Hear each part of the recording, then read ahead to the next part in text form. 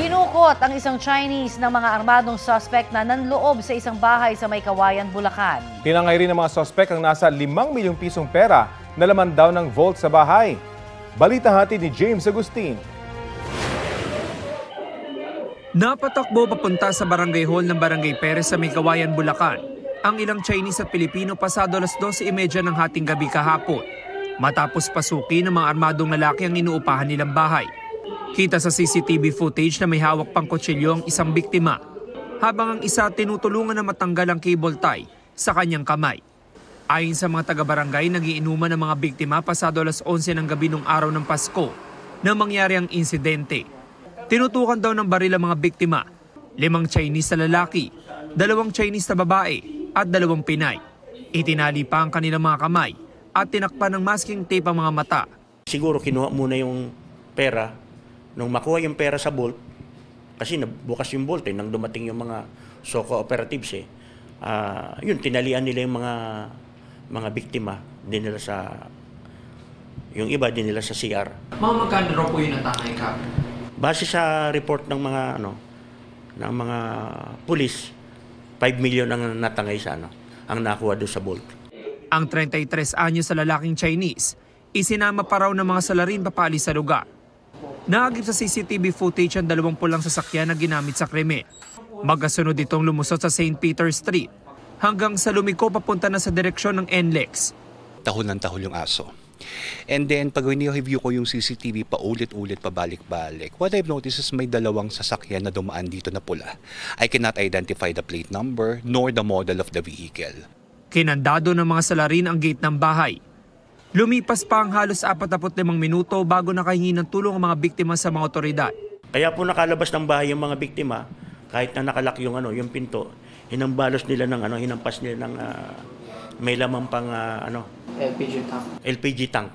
Ayon pa sa mga taga-barangay, mahigit 1 taon pa lang umuupa sa lugar ang mga Chinese. Ang kanilang declared na business is importer po sila ng mga garments. Nag-import po sila ng garments. Umuupa lang po sila? Opo, 20,000 po ang upa. Hindi pa malinaw sa ngayon ang posibleng motibo sa krimen. Sinusubukan pa namin makuha ang panig ng May Kawayan City Police Station kaugnay sa sinasagawa nilang investigasyon. James Agustin, nagbabalita para sa GMA Integrated News. Walang patid ang dating ng mga humahabol para makauwi sa probinsya sa Parañaque Integrated Terminal Exchange o PITX. Magkasunod kasi ang long holiday weekend at pagsalubong sa bagong taon. Ang problema nga lang ng ilan, fully booked na ang ilang biyahe.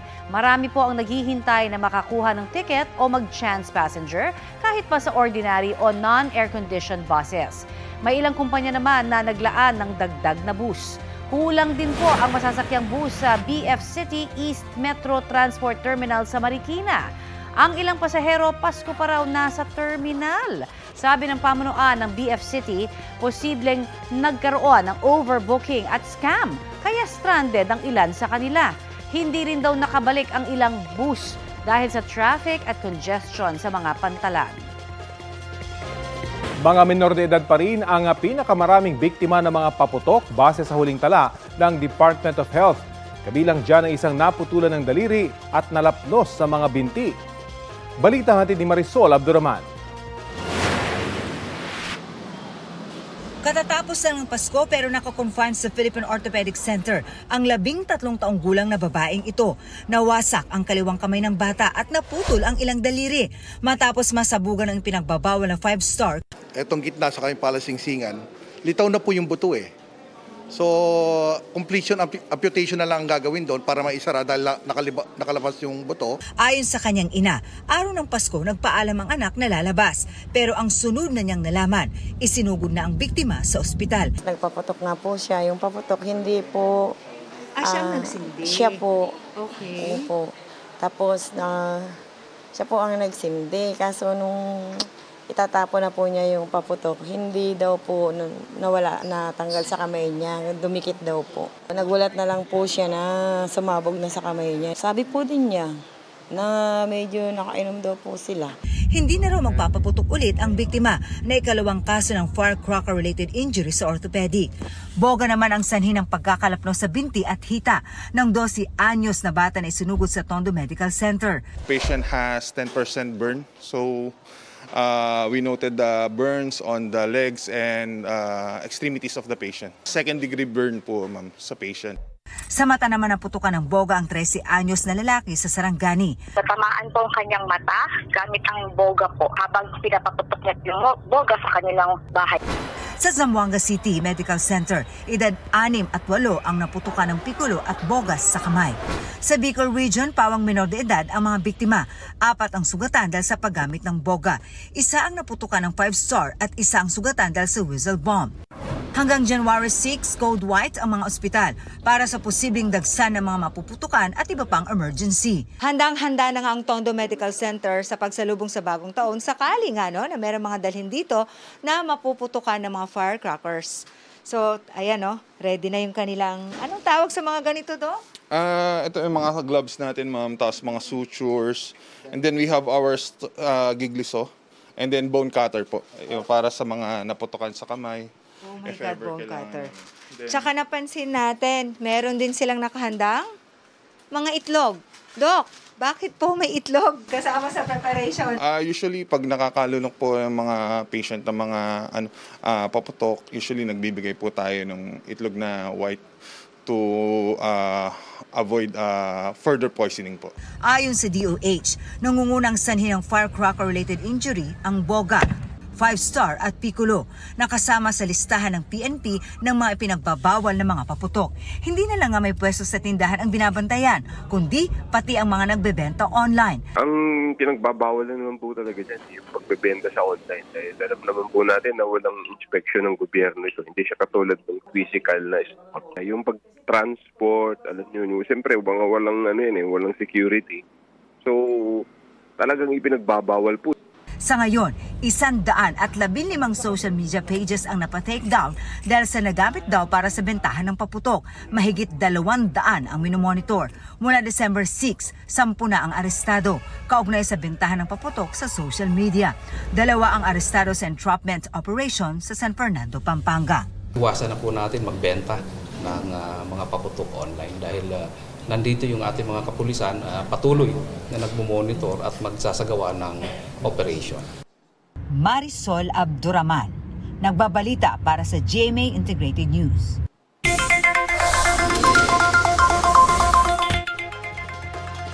Beep-beep sa mga motorista, lalo na yung may malalayong biyahe ngayong long weekend. Good news, kasunod ng sunod-sunod na oil price hike dahil may inaasahang rollback sa Martes, December 31. Batay sa estimate ng Oil Industry Management Bureau ng Department of Energy, batay sa 4-day trading, posible ang rollback na hanggang 30 hanggang 55 centavos sa kada litro ng diesel. 30 hanggang 65 centavos naman sa gasolina. May nakikita ring bawas presyo na 80 hanggang 90 centavos sa kada litro ng kerosene. Posible pa yung magbago batay sa resulta ng kalakalan ngayong Biyernes. Ayon sa DOE, bunsod ang rollback ng nakikitang oversupply sa krudo sa pagpasok ng bagong taon. Taas-sahod ang sasalubong sa mga kasambahay sa ilang rehiyon sa bagong taon.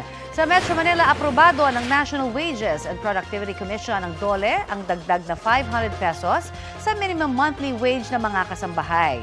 Magiging 7,000 pesos na ang buwan ng sahod ng mga kasambahay simula po yan January 4. Sa Northern Mindanao, aprobado ang dagdag 1,000 pesos sa buwan ng sahod ng mga kasambahay simula January 12, 2025. Ang buwan ng sahod ng mga kasambahay roon ay magiging 6,000 pesos na. May minimum wage hike din sa private sector sa Northern Mindanao. 23 hanggang 35 pesos ang dagdag na ipatutupad sa 2 tranche. Ang unang tranche, epektibo sa January 12, habang sa July 1 naman ang ikalawa. Matapos ang 2 tranche, magiging 446 pesos hanggang 461 pesos ang minimum wage kada araw, depende kung nasa Category 1 o malalaking lungsod at bayan o Category 2 o iba pang panig ng rehiyon. Umabot na sa mahigit 7,000 pamilya ang mga naapektuhan ng pagsabog ng Bulkang Canlaon sa Negros Island. Batay sa pinakahuling datos ng Department of Social Welfare and Development, Katumbas siya ng mahigit 20,000 residente. Mula sila sa 21 barangay sa 7 lungsod at munisipalidad ng Negros Occidental. Patuloy ring nakakaapekto sa rehiyon ang severe thunderstorm at shear line ayon sa Office of Civil Defense, Western Visayas at Regional Task Force, Canlaon. Apektado niya ng mahigit 2,000 pamilya mula sa 4 na munisipalidad doon. Pagtitiyak naman ng OCD na tuloy-tuloy ang paghatid ng tulong sa mga apektadong pamilya. Huli sa aktong nagde-deliver ng shabu ang 2 suspect sa Taguig. Kabilang sila sa high-value individuals ng pulisya. Balita hatid ni John Consulta, exclusive. Pagkakuha ng signal. Pinalibutan ng mga tauhan ng Police Drug Enforcement Group o PDEG ang coaching ito sa Taguig City. Ahmad, ikaw ay na-arresto namin sa sana pagbibenta ng ilang droga. Naman naman yung sasabihin ay sa'yo. Huli sa akto ang 2 suspect habang nagdi-deliver, hindi na mga regalo, kundi droga sa undercover ng PDEG. Ayon sa intelligence report na nakuha natin sa ating mga operatiba, through mga messaging app, at once na nagkaroon na ng magandang usapin or transaction para dito, doon na sila nagkakaroon ng palitan ng pera at ng mga illegal na kontrabando. Nagkakahalaga ng 3.4 million pesos ang shabu na na-recover sa 2 suspect na dapat ay i-deliver sa ibang umorder para ngayong Pasko. Ito mga high-value individuals na nahuli natin, ang kanilang area of operation ay dito nga sa Taguig City at mga nearby cities. So dito sila, ito ang halos sa iniikutan ng kanilang network para dito sa pinagbabawal na droga na ito. Wala pang pahayag ang 2 na-aresto na nakakulong na sa Camp Bagong Diwa. John Consulta, nagbabalita para sa GMA Integrated News. Ito ang GMA Regional TV News. Balita naman sa Luzon mula sa GMA Regional TV, nagkalat ang mga basyo ng beer sa kalsada sa Mexico, Pampanga matapos tumaob ang isang trailer truck. Chris, ano nangyari? Tony, bumangga ang naturang truck sa isang tricycle kaya ito tumagilid sa kalsada. Yan at iba pang mainit na balita hatid ni Jeric Pasilyao ng GMA Regional TV. Bisperas ng Pasko humambalang sa kalsada sa Mexico, Pampanga ang trailer truck na iyan na may dalang mga case ng beer. Ayon sa Mexico Municipal Disaster Risk Reduction and Management Office, nabangga ng truck ang isang tricycle kaya ito tumaob. Nagtamo ng minor injuries ang mga sakay ng nabanggang tricycle. Yung driver daw naipit sa sasakyan niya pero nakalis din. Tapos meron siyang nabunggo na tricycle. Halos matupok ang mga gamit ng isang babaeng 79 anyos sa mga Tarem, Pangasinan matapos masunog ang kanyang tinutuluyang barong-barong. Nakalabas naman ang babae pero pumanaw rin. Baka nga dahil sa suffocation at doon sa pagkasunog niya sa upper body. Lumabas din sa investigasyon ng BFP na posibleng sigarilyo o posporo na gamit ng biktima ang dahilan ng pagsiklab ng apoy. Matagal na raw na mag-isang nakatira sa barong-barong ang biktima dahil na rin sa kanyang kahilingan na bumukod. Jeric Pasilyao ng GMA Regional TV nagbabalita para sa GMA Integrated News.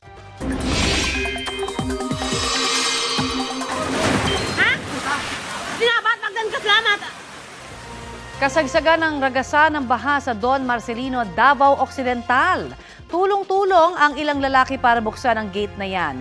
Natrap na pala ang mga kapitbahay nilang hindi agad nakalabas dahil sumasalubong sa gate ang malakas na agos ng tubig. Ang ginawa po ng ilan sa mga tumutulong, sinira ang bahagi ng bakod kaya tagumpay na nakalabas ang ilang bata at babae. Bukod sa mga tao, isang alagang baboy rin ang inilikas doon. Sa bayan ng Malita, bumigay ang isang tulay kasunod ng mga pag-ulan.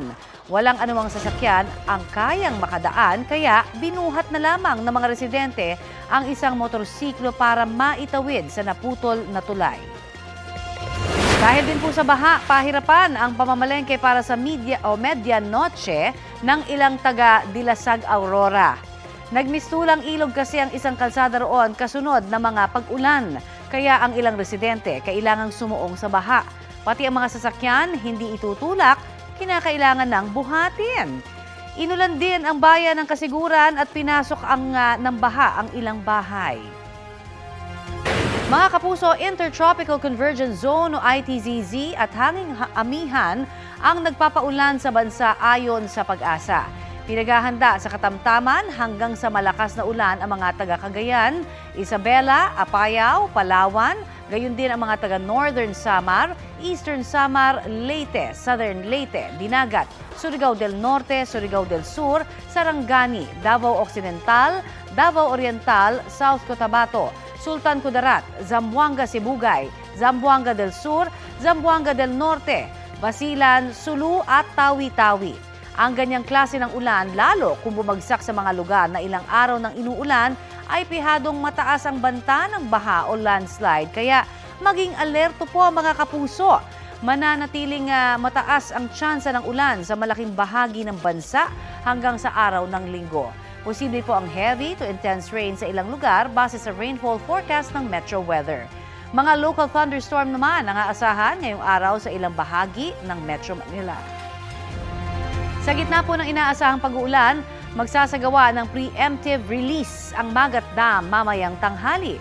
Paghahanda ito sa posibleng maraming ulan na bubuho sa Magat Watershed sa Isabela dahil sa amihan. Ayon sa Pag-asa, sa nakalipas na 24 oras, mahigit 189 meters ang water level sa Magat. Malapit na sa 193 meters na high water level ito bago umapaw. Marami rin sa iba pang reservoir sa Luzon ang nakapagtala ng mataas na tubig. Tanging ang San Roque, Pantabangan at Caliraya Reservoir ang nakapagtala ng mababang water level sa nakalipas na 24 oras. 200,000 pisong cash ang natangay sa chaplain ng Philippine Coast Guard na nabiktima ng bukas kotse modus sa Pasay. Ang naarestong suspect umaming ginamit ang pera pambili ng mga branded na damit. Balita hatid ni Bea Pinlac.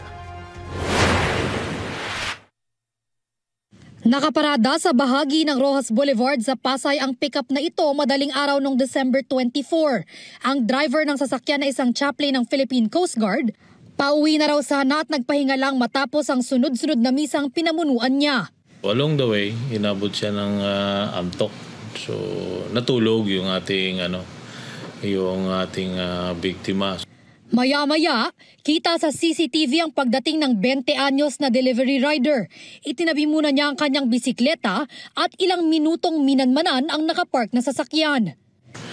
So nung makita na tulog nga yung tao, ayun, binuksan doon sa passenger side. Pagod siguro talaga yung ating biktima kasi nakuha pa pati yung relo. Yung relo, yung cellphone, at saka yung laman ng bag na may halagang 200,000 at binalik din naman niya yung bag. Tapos yun, umalis. Kinagabihan ng araw ng Pasko, natunto ng pulisya ang suspect sa bahay niya sa Malate, Maynila. Na-recover ang nakaw na relo, cellphone at ang natira sa pera na nasa mahigit 5,000 piso na lang. Ayon sa pulisya, ang suspect, 2 taon na umanong sangkot sa bukas kotse modus sa iba't ibang lugar sa NCR. Dati na rin daw siyang nakulong dahil sa pagsusugal. Reklamong theft ang kinahaharap ng suspect na aminado sa ginawa niyang krimen. Ang perang tinangay niya mula sa biktima na ipambili na raw niya ng mga branded na gamit. Bumili lang po ako ng mga gamit ko, ma'am. Wala po kasi akong panggastos, ma'am. Kaya po nagawa yung ganung bagay, ma'am. Kulang din po yung pinikita ko. Kailangan ko po maganda Mali po yung ginawa ko. Paalala naman ng pulisya sa mga motorista sa daan, lalo na sa mga late nakakauwi ngayong holiday season. Mag-park na lang po tayo sa safety na lugar. No, so yung talaga yung parking area na may ilaw, hindi talaga madilim. Huwag nating kalimutan na i-lock yung ating pintuan. Bea Pinlac, nagbabalita para sa GMA Integrated News. Kaugnay sa paghahanda ng Bureau of Fire Protection na naka-code red na para sa pagsalubong sa bagong taon, kausapin natin si Fire Senior Superintendent Annalyn Carbajal Atienza, Chief ng Public Information Service ng BFP. Magandang umaga at welcome po sa Balitang Hali. Magandang umaga po, sir, sa inyo at sa lahat ng sumusubaybay sa ating program. Kumusta po yung paghahanda ng BFP sa pagsalubong sa bagong taon? Ano pong ibig sabihin kapag naka-code red po kayo? Code red po, meaning red alert status po ang buong pwersa ng Bureau of Fire Protection. Wala po munang nakalib at lahat po ay nakaantabay. Saka kung ano man pong responde ang kailangan natin. Habang tayo po ay kasalukuyan din nagkakandak ng public address para po tuluyang ipaalala sa ating community ang pag-iwas po sa sunog. So nag-iikot po kayo ngayon. Base po sa inyong monitoring, mas marami ba yung insidente ng sunog ngayong Disyembre kumpara po noong December 2023? Ngayon po ay nasa 800 fire incidents tayo kumpara nung nakaraang taon na nasa 1,204. So sa numerong ito, mababa po tayo ngayon. Bagamat mababa, ay meron pa rin po tayong mga insidente. Kaya patuloy pa rin po ang ating paghikayat sa community, lalo na ilang araw na lang po ay celebration na ng ating New Year. Ano po yung pangunahing dahilan ng mga sunog ngayon? At residential ho ba yung karamihan? Yes po, tama po. Residential pa rin po ang majority. At top cause po natin ay electrical ignition caused by arcing pa rin po. Meaning may kinalaman pa rin po ito sa ating mga linya ng kuryente sa ating mga tahanan. Ito po, mag-New Year na. Ano po dapat isaalang-alang kapag nagpailaw o paputok para po maiwasan ng sunog? Hanggat maaari nga po, wag na tayong magpaputok, lalong-lalo na sa residential areas.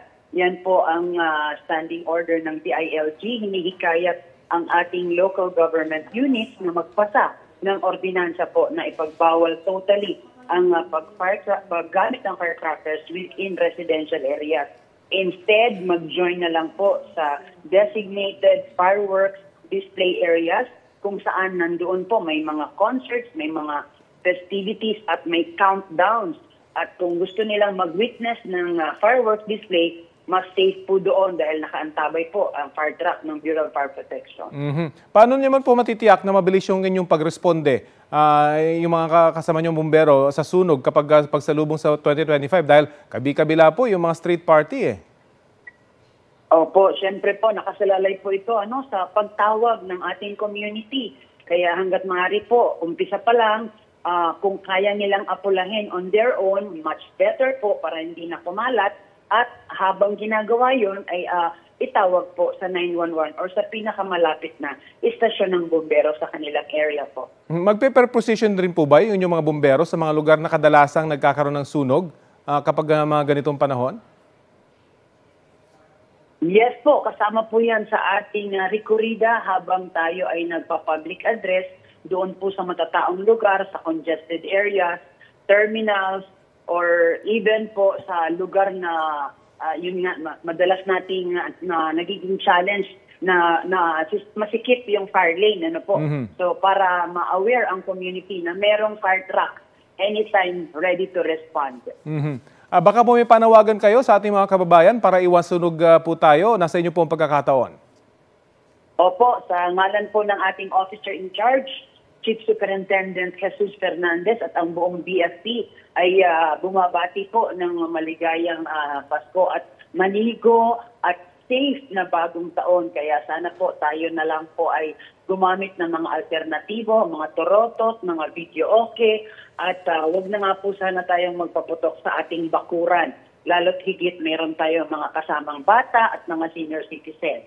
At kung sakali nga po muli, tayo ay kailanganin, i-dial po nila ang 911 bago po tayo mag-vlog or mag-video. Okay, maganda paalala po yan. Bago mag-selfie, tumawag muna sa BFP. Maraming salamat po sa inyo. Maraming salamat po. Ingat po tayong lahat. Si Fire Senior Superintendent Annalie Carvajal Atienza ng BFP. Umabot na sa mahigit 1 milyong pasahero ang dumating sa Parañaque Integrated Terminal Exchange o PITX mula nung nakaraang linggo. Kaya alamin na po natin ang sitwasyon doon ngayon sa ulat on the spot ni JP Soriano. JP? Connie, mga kapuso, 4 na araw bago nga ang bisperas ng bagong taon ay wala pong patid ang pagdating ng mga pasahero dito sa PITX, ang pinakamalaking bus terminal sa Metro Manila. At makikita nyo po sa aking likuran, mahaba po talaga ang pila, walang patid, Connie. Umaabot po yan hanggang dun sa kabilang bahagi ng Kennedy Road.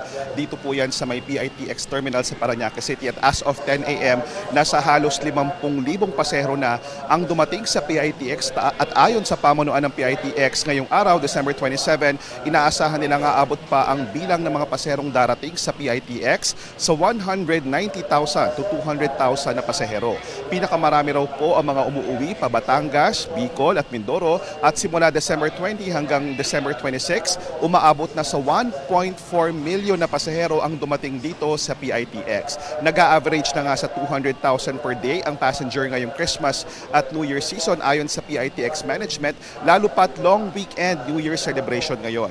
Mahigpit pong ipinagbabawal ang matatalim na gamit gaya ng kutsilyo, gunting at anumang uri ng flammable materials, kabilang ng anumang uri ng paputok at pailaw. Makikita nyo po ngayon dito, ito po yung ilan lang sa mga nakumpiska ng mga security officers dito sa PITX at wala pa naman silang nako-confiscate so far ng mga anumang uri ng pailaw, kaya mahigpit na paalala, bawal po ang pagpadadala kahit po legal yung uri ng inyong mga pailaw, bawal po itong dalhin dito sa inyong pagbiyahe, dito yan sa PITX. At yan muna ang latest, balik po na sa iyo, Con. Maraming salamat, JP Soriano. Ito ang GMA Regional TV News. Balita mula sa Visayas at Mindanao mula sa GMA Regional TV. 18 tao ang sugatan sa isang aksidente sa Karkar, Cebu nitong mismong araw ng Pasko. Cecil, ano nangyari? Rafi, nawalan daw ng kontrol ang driver ng multicab kaya sila tumagilid. Ang detalye niyan at iba pang maiinit na balita hatid ni Femery Dumabok ng GMA Regional TV. Nagkakomusyon sa bahagi ng National Highway sa Barangay Bulinawan, Karkar, Cebu matapos maaksidente ang isang multicab sa mismong araw ng Pasko. Giit ng driver, nawalan siya ng kontrol sa minamanihong sasakyan. Napunta ito sa kabilang lane, tumagilid at saka tinamaan ng kasalubong na kotse. 18 ang sugatan sa insidente na karamihan na sa cargo bed ng multicab. Iniimbestigahan pa kung bakit nawalan ng kontrol sa manibela ang driver. Wala pang pahayag ang mga biktima kung magsasampa sila ng reklamo. Arestado ang isang tanod sa Lapu-Lapu City sa Cebu matapos magpaputok ng baril sa pagsalubong sa Pasko. Pag-amin ng tanod, nakainom siya nang magpaputok ng baril habang naka-duty. Suwayan man ba kay suwayan nagpaputok ng Pasko? Kaya bago pa puman ako ng masa po na kuhaan man ba? Kuha. Nakuha mula sa kanya ang 2 hindi lisensyadong baril. Pero giit ng barangay tanod, iniwan lang sa kanya ang isa sa mga baril ng isang gwardya para palinisan. Nagsisisi naman daw siya sa kanyang nagawa. Ayon sa mga otoridad, wala namang tinamaan sa nangyaring indiscriminate firing. Nasa city prosecutor na ang pagpasya kung anong reklamo ang isasampa laban sa tanod. Sugatan at agad isinugod sa ospital ang isang babaeng residente sa Barangay Lapasan, Cagayan de Oro City matapos saksakin ng kanyang kinakasama. Ang atuang suspect is nangayo og kwarta para iya dong ipalit o ilimnon. So wala na tagaan sa iyahang live-in partner nga babae katong atuang biktima. Mao na to nahimong rason sa iyahang nahitabong pangpangdunggab sa iyahang mismong kabanay. Agad tumakas ang suspect na pinaghahanapan ng mga pulis. Ang babaeng biktima nakalabas na sa ospital. Hinihintay na lang ng pulisya kung maghahain siya ng formal na reklamo laban sa suspect. Femery Dumabok ng GMA Regional TV. Nagbabalita para sa GMA Integrated News. Patay ang isang lalaki matapos mabaril ng pulis na kanyang nakasagutan at nakaaway sa Pulupandan, Negros Occidental. Batay sa investigasyon, umiinom ang pulis sa isang tindahan nang may sinita siyang isang customer. Doon sumali sa usapan ang isang lalaki at nagalit. Umalis ang lalaki at bumalik na may mga kasama na. Doon na nagkagulo at pinagsusuntok ng tinatayang 5 tao ang pulis. Nang magkahabulan, sinubukang agawin ng grupo ang baril ng pulis. Sa gitna umano ng agawan, pumutok ang baril at tinamaan ang lalaking sumali sa usapan at ang kanyang ama. Sugatan din ang isa pang umaawat. Sa panayam ng GMA Regional TV sa pulis, sinabi niyang nagpakilala na siyang pulis, ngunit patuloy pa rin sa panununtok sa kanya. Naka-hospital arrest siya matapos magkaroon ng sugat sa kanyang ulo at mukha. Mahaharap siya sa kaukulang reklamo. Plano rin niyang magsampa ng reklamo laban sa mga nanakit sa kanya. Ilang araw bago magpalit ng taon, kamusta kaya ang bentahan ng mga paputok at pailaw sa Bukawi, Bulacan? May ulat on the spot si June Veneracion. June? Connie, masiglang bentahan ang nararanasan ngayon ng mga nagtitinda ng pailaw at paputok dito sa Bukawi, Bulacan. Napansin daw ng mga dealer at retailer ang pagdami ng mga mamimili pagkatapos ng Pasko. Inaasahan nila na magtutuloy-tuloy pa yan mula ngayong araw hanggang December 30. Pero hindi raw ibig sabihin na marami ang mamimili ay malaki ang kita. Sabi ng isang dealer na nakausap namin, mababa ang presyo ng mga paputok at pailaw ngayon, kaya maliit din ang kita. Napilitang magbaba ng presyo ang mga manufacturers para makasabay sa presyuhan ng kanilang pangunahing kalaban, ang mga smuggled na paputok. Mabuti na raw kahit konti ang kita basta't wag lang malugi. Pero dahil mataas nga ang demand ngayon ay may ilang produkto na nagtaas na ng presyo gaya ng Quitties, Judas Belt at Lucis. Halos lahat na ng tindahan dito ay 24 oras ng bukas, kaya may mga nagpupunta kahit alanganing oras para makaiwas sa mabigat na traffic sa bahagi na ito ng Bukawi, Bulacan. At ang latest mula rito sa fireworks capital ng bansa, balik sa Connie. Maraming salamat, June Veneracion. The Green Bones Fever is on. Sold out pa rin ang ilang showing niyan, kasabay ng pagdami ng mga sinihan na nagpapalabas ng Kapuso Film. Ang cast member na si Sofia Pablo dumalo sa Green Bones block screening ng kaibigan niya from Iloilo. Paalala ni Sofia sa mga manonood magdala ng tissue.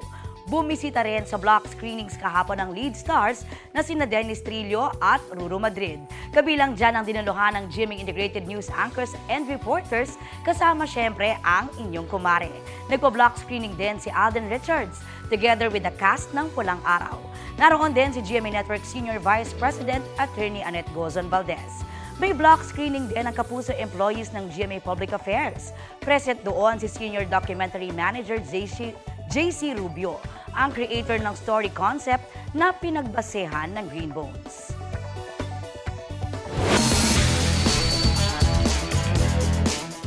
Wagi sa 3 divisions ang San Beda University sa NCAA Season 100 Swimming Competition sa Maynila.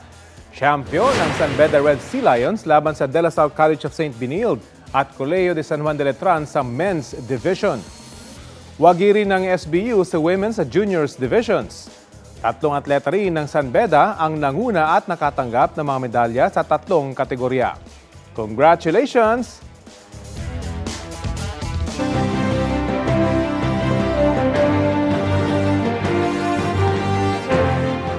₱500,000 guro ang dadaan sa training ng Commission on Elections para sa eleksyon 2025.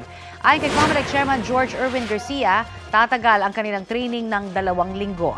Ititrain din ang 300,000 electoral board.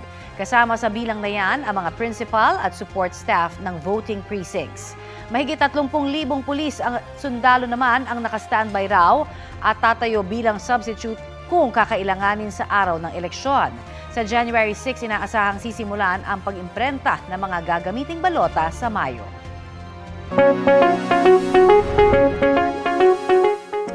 Ngayon pong kaliwat kanan ang mga selebrasyon at kainan, nagpaalala ang ilang eksperto na maghinay-hinay. Lalo't karaniwang dumarami ang mga kaso ng stroke, high blood pressure at iba pang sakit tuwing holiday season. Balitang hatid ni Marisol Abduraman. Ngayong holiday season, kabilang sa binabantayan sa mga ospital ang mga seasonal illness, gaya ng upper respiratory tract infection. Tumaas ang may ganyan dito sa Tondo Medical Center ng 25 to 30% kumpara nung nakaraang linggo. With the unstable weather, nagkakaroon talaga tayo ng uptick talaga ng mga upper respiratory tract infection. It's probably multifactorial, like sa weather, also yung sa control na rin nila sa bahay, minsan nakakalimot ng gamot. Karamihan sa mga may ganyan ay mga may edad at mga bata. Payo ni Doc, manatili na lang sa bahay kung hindi naman kinakailangang lumabas. Kung hindi raw maiwasan, magsuot ng mask at agad magpakonsulta sa doktor. Mahigpit ding binabantayan ang tumaas sa lifestyle-related illness naman o yung tinatawag na holiday heart syndrome. Tumaas po, alarmingly, yung mga case ng stroke and hypertension and its complications. We also had some patients po na nagkaroon ng atake sa puso, around 40%. Compared po sa last week. Ang mas nakababahala pa raw, may mga nai-stroke na nasa early 30s pa lang. Para makaiwas, lalo na ngayong may mga handaan pa at kainan, payo ni Doc, kumain at uminom lang ng tama. Umiwas sa mga matataba at maalat na pagkain at inumin ang mga maintenance medicine. Marisol Abduraman, nagbabalita para sa GMA Integrated News. Mga mare nag-share ng kanilang ganap this holiday season ng ilang international celebrities. Hello. Willkommen. Best Christmas para kay Princess of Pop, Britney Spears, ang muling pagkikita nila ng kanyang mga anak.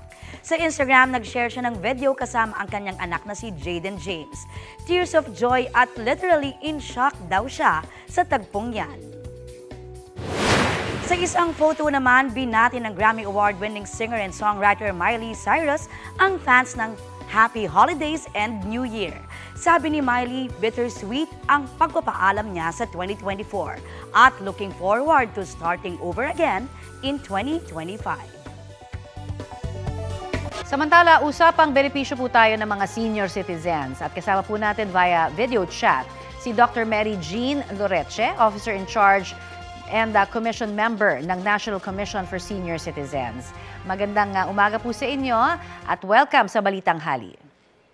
Magandang umaga din sa iyo, Connie. Maraming salamat sa inyong anyaya upang kami ay may parating namin sa inyong tagapagsubaybay kung ano yung ganap at bago para sa nakakatanda. Doc, ano ho ang reaksyon ng komisyon sa bagong pulisiya ng DOH na hindi na kailangan ng purchase booklet para sa discount sa mga gamot ng mga senior citizens? Of course, we are very happy and we support that. Kasama tayo doon sa TWG nung yan ay pinag-uusapan at isinulong ng ating mga mambabatas sa Senior Citizen Party List, no? And tayo po ay nagagalak talaga dito. Nung huli ho tayo nagkausap, may mga binabanggit kayo tungkol po sa sana magkaroon ng QR code para hindi humapeke yung mga reseta na gagamitin, ano? O kaya magamit para sa iba, imbis na dun sa mismong senior. Ano ho bang update natin dyan? Sa totoo, totoo yan, Connie, no? Kailangan sana kasama yan yung ating database upang anuhan din natin to protect and prevent any hindi kanais-nais na pag-abuso ng mga benepisyo na yan. But so far kasi, syempre, dahil bago lang naman na ilagay at nailabas yung pagtanggal ng booklet, we look forward that in the coming days, no, mapapag-usapan siguro ng mabuti kung paano natin ito i-implement. However, isa sa ating binibigay na guidance sa ating mga nakakatanda ay dalhin palagi ang kanilang prescription kasi requirement din naman, Connie, ang prescription mula sa doktor at yung kanilang ID. Opo. At kaugnay naman po sa expanded centenarian law na epektibo po sa January 1st, totoo ho ba na marami pang mga octogenarians at nonagenarians na hindi pa rin ho nakapagpaparehistro? At ano-ano ho ang dapat na mga requirements ba?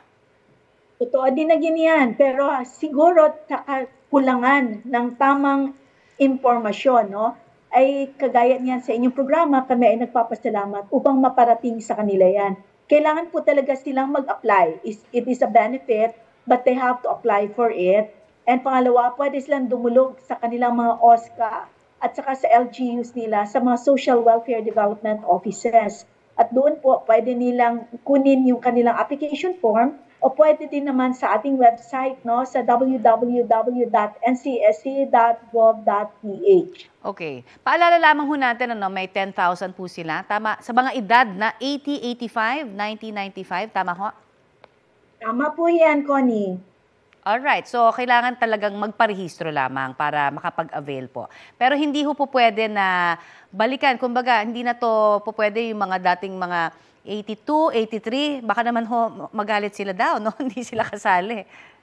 Hindi, kasi yung batas, very specific, Connie. Kailangan walang retroactivity. So, it has to be 85, 90, and 95. Ayan, malinaw na po. Marami pong salamat, Dr. Jean o Mary Jean Loreche ng National Commission for Senior Citizens. Thank you, Connie. Kabilang ang budget ng Department of Public Works and Highways sa 2025 national budget sa mga binubusisi ni Pangulong Bongbong Marcos. Pagkumpirma ni DPWH Secretary Manuel Bonoan, may mga proyekto kasi sa budget na hindi natukoy ng maayos ang alokasyon. Ayon sa isang source ng GMA Integrated News, kabilang dyan ang ilang proyekto gaya ng basketball court, tennis court at ilang bypass road at water management project. Sa inaprubahang bersyon ng Bicameral Conference Committee ng Kongreso, lumobo sa mahigit 1 trilyong piso ang budget ng DPWH. Mas malaki ito sa pondo ng sektor ng edukasyon na siyang dapat may pinakamataas na budget priority ayon sa konstitusyon. Nauna nang sinabi ni Executive Secretary Lucas Bersamin na i-veto o ipatatanggal ng Pangulo ang ilang items sa budget. Nakatakda itong pirmahan sa Lunes, December 30. Ito ang GMA Regional TV News. 24 oras na ang bentahan ng mga paputok dito sa Dagupan, Pangasinan. Nasa 30 stalls ang nakapwesto sa tapat ng NBI office sa Barangay Poblacion Oeste. Ayon sa ilang nagbebenta, tumaas ng 5 piso hanggang 15 piso ang presyo ng mga paputok ngayong taon. Sa ngayon, matumal pa raw ang bentahan pero inaasang dadagsa ang mga mamimili habang papalapit ang December 31. Patuloy ding nagbabantay ang pulisya para matiyak na walang ibinebentang ipinagbabawal na paputok.